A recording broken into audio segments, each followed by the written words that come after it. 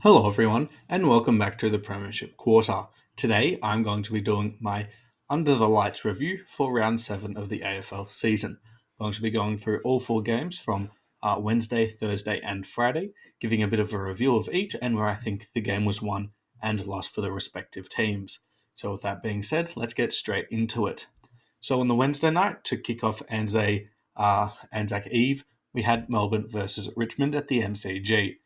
And to be honest, it was a very poor game in the first half. I wouldn't have blamed you for turning it off. It was that poor of an outing. Neither team could kick very well, and neither team were able to finish any of their chances that they may have gotten off.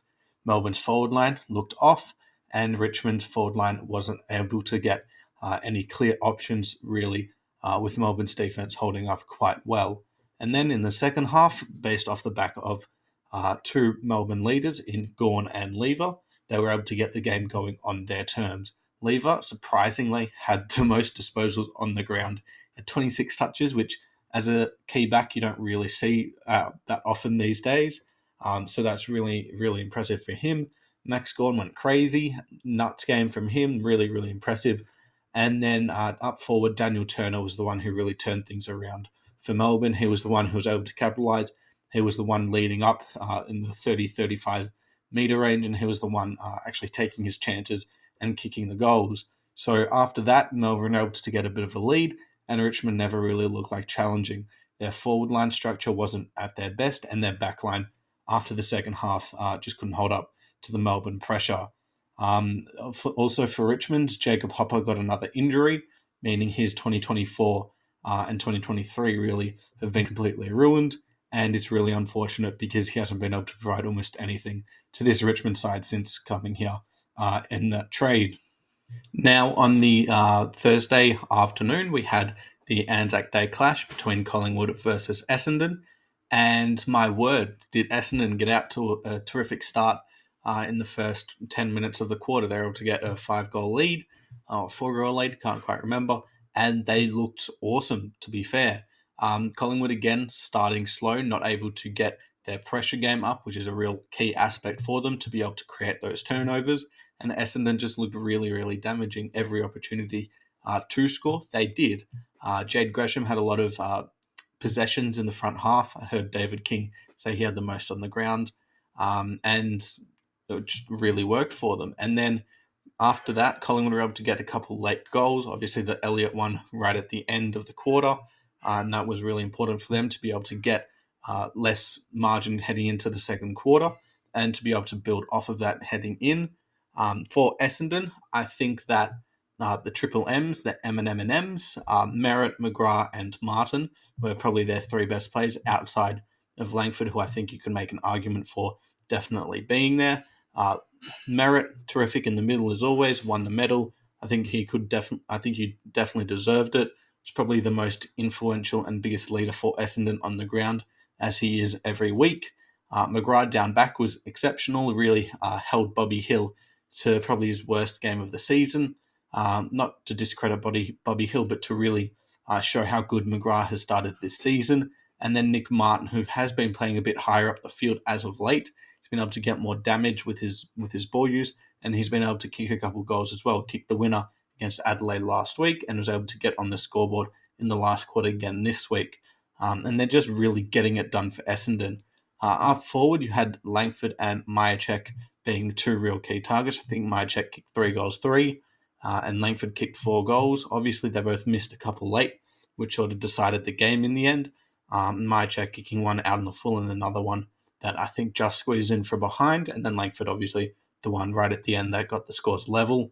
I think they were the two most dangerous forwards throughout the game, and they really were able to help their side get on the scoreboard when they needed to. There was a bit of inaccuracy with those two right at the end, but also a couple others just not able to finish the work off to their best ability. And also, Jamie Elliott took Mark of the Year, at least so far, in what was a really, really impressive aerial leap. He was able to get over the top, and you could just see when the ball was in the air that he was going to launch, and launch he did. My thoughts on the draw and whether it should stay, I might make a video about this, I might not, but I think the draw should stay, provide something different that we have that other sports don't, which is really, really good. It's what you want. And it's something that I think really, really helps teams when you can't get a win and maybe you don't deserve to win, but you can still get a result. It helps put you technically a step above some other teams on the ladder. Let's say Essendon finished 13 wins and a draw, and a team like the Bulldogs finished on 13 wins. You could argue the Bulldogs had a better season, but because Essendon had that draw, they're going to finish higher up on the ladder, which means they might finish in the 8 and the Bulldogs don't. Just an example. But I think the Anzac Day clash was terrific this year, and first draw since first year it was started, which is really, really cool. Then on the Thursday night, we had GWS versus Brisbane at Monaco Oval in what was a pretty dour affair from especially Brisbane. The Orange Tsunami was in full effect, and they were able to get their transition game going, and Brisbane just couldn't stop it. They were really, really impressive without no Green, no Cornelio, no Taylor, and no problems for GWS. They were really, really good.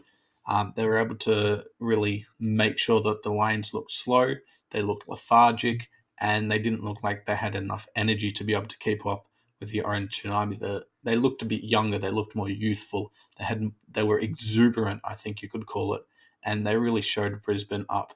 And it was excellent coaching as well. They were really, really able to make Brisbane not look like a top 4 team from last year, not look like a grand finalist from last year. And so that's really, really impressive from them. At the moment, they're being a lot of plug and play.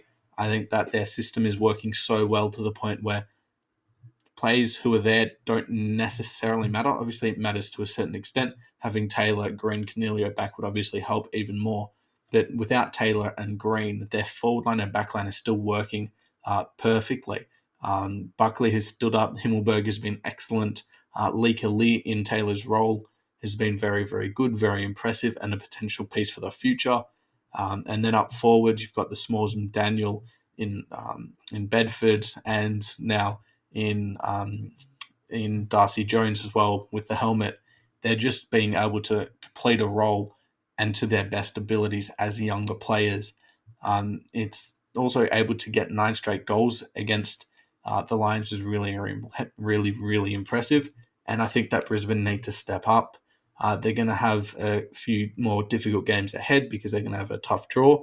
And I think they need to get on the board if they do want to be able to challenge to make the top 8 now, because I think top 4 is probably already out of the way, given how good sides at the top have shown to be.